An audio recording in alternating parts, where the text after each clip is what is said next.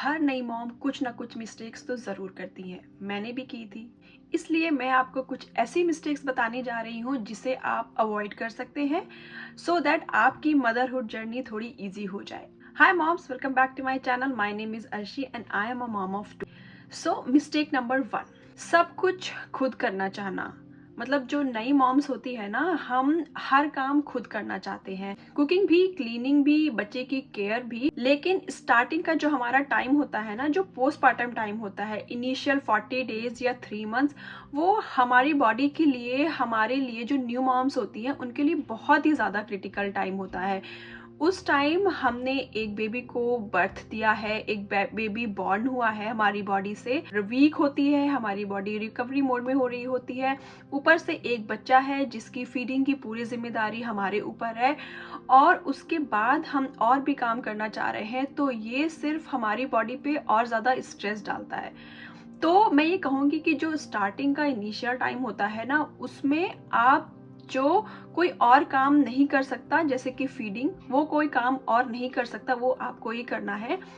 उसके अलावा जो काम है, जैसे कि कुकिंग, क्लीनिंग या फिर बेबी को मसाज देना, बेबी को नहलाना, इन सब काम के लिए आप हेल्प लीजिए। आपके घर में कोई हेल्प है, आपकी स्टार्टिंग का वो जो टाइम होता है उसमें मम्मी आ जाती है या फिर मदर इन लॉ है, हस्बैंड है, इनसे आप हेल्प लीजिए। मुझे पता है कभी कभी जब स्टार्टिंग में हमारी एनर्जी आती है तो हमें लगता है कि ये काम हम कर सकते हैं, लेकिन ट्रस्ट मी, वो फिर बाद में जाके पता चलता है कि अगर आपने उस टाइम रेस्ट ले लिया होता तो फिर शायद आपकी हीलिंग जल्दी हो जाती। मैंने भी ये मिस्टेक अपनी फर्स्ट प्रेगनेंसी में करी थी। 2020 दिसंबर में मेरी बेटी बॉर्न हुई थी और कोविड टाइम चल रहा था, तो सपोर्ट के लिए कोई भी नहीं आया था इंडिया से। यहाँ पे हमारे कुछ फ्रेंड्स खाना लेकर आते थे, बहुत सपोर्ट किया उन्होंने। लेकिन कुकिंग के अलावा भी बहुत सारे काम होते हैं, और हुआ ये था कि हमें तब घर चेंज करना था, हमें घर शिफ्ट करना था, तो बहुत सारी पैकिंग चल रही थी। तो मुझे सिर्फ पोस्टपार्टम 20 डेज ही हुए थे और हमें सब कुछ पैक करना था। तो मुझे जब थोड़ी सी एनर्जी लगती तो मैं पैकिंग, मतलब हस्बैंड ही कर रहे थे, बट मैं किचन में जाके चेयर में बैठ जाती और मैं उन्हें बताती। तो मेरी फ्रेंड जो कि ऑलरेडी उस टाइम मॉम थी, उसने मुझे समझाया कि अभी तो तुमको एनर्जी लग रही है, बट तुम अभी इतना ज़्यादा स्ट्रेस मत डालो अपनी बॉडी पे, तुम रेस्ट करो और जो भी काम है हमें बता दो, हम कर लेंगे। उसकी बात मुझे समझ आई, क्योंकि जब मैं पैकिंग करने के लिए बैठ जाती थी चेयर पे, तो जब मैं उठती थी ना तो मेरी बैक में सीवियर पेन होता था। तब मुझे रियलाइज हुआ, अच्छा तब मेरे पास कोई और ऑप्शन भी नहीं था, तो ये मैं काम खुद कर रही थी। अगर मेरे पास ऑप्शन होता तो शायद मैं नहीं करती।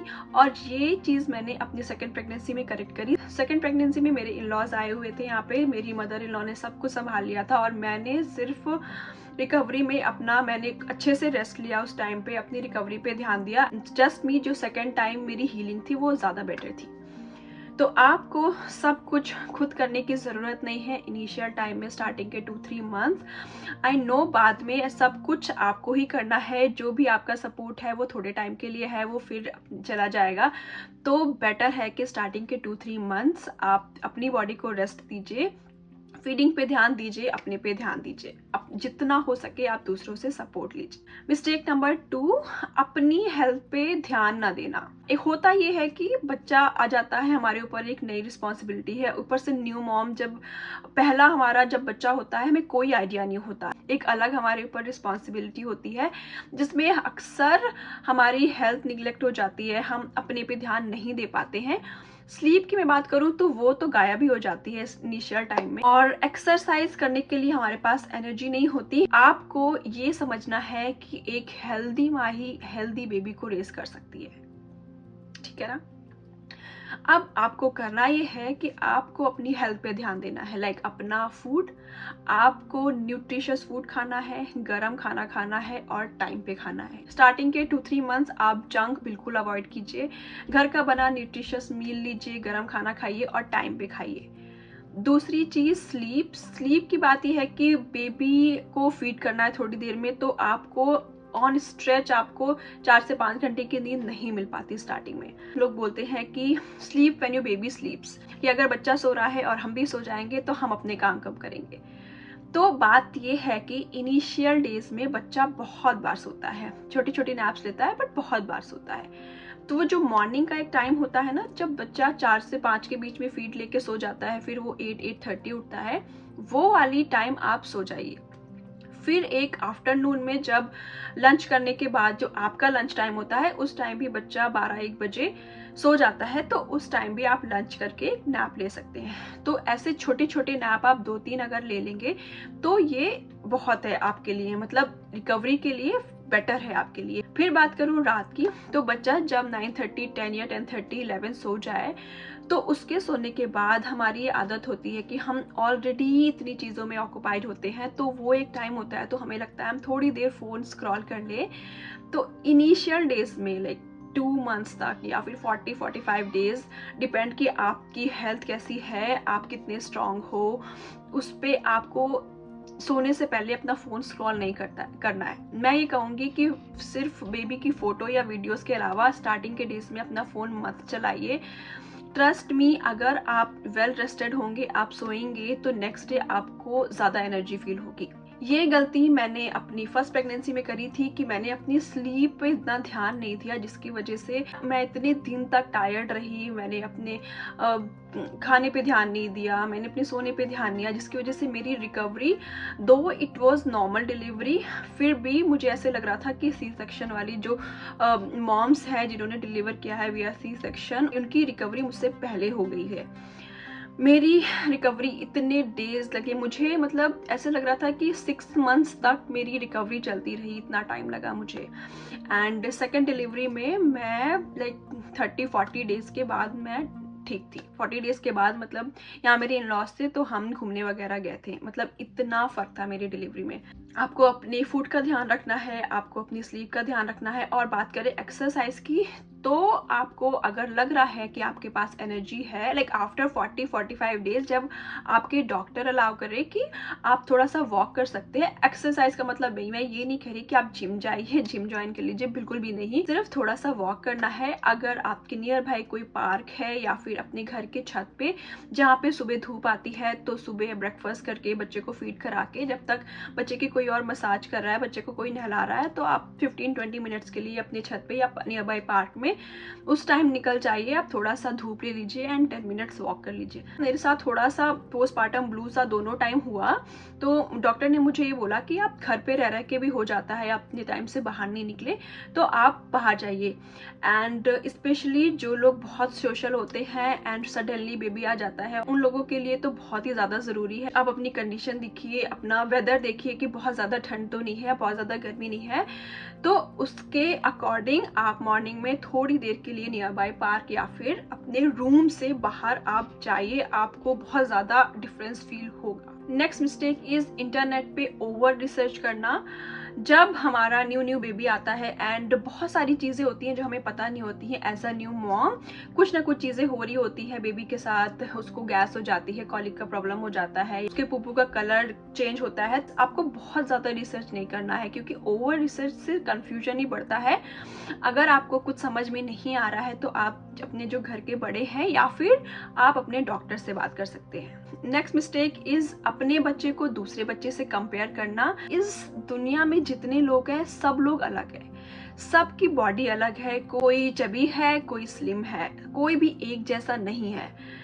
फिर होता ये कि जब बेबी बॉर्न होता है या फिर थोड़े टाइम बाद हम कंपेयर करने लग जाते हैं, क्योंकि हमारे जो एनवायरनमेंट में जो आसपास के लोग होते हैं वो हमें थोड़ा और कंपेयर करने पे, सोचने पे थोड़ा सा वो कर देते हैं कि अच्छा इनका बच्चा या फिर ये तो ऐसे था और ये लीन लग रहा है या फिर ये ओवरवेट है। क्योंकि हर बच्चा, कोई जबी बच्चा पैदा होता है, कोई लीन होता है, कोई अंडरवेट होता है, क्योंकि प्रीमेच्योर बेबी भी बॉर्न होते हैं।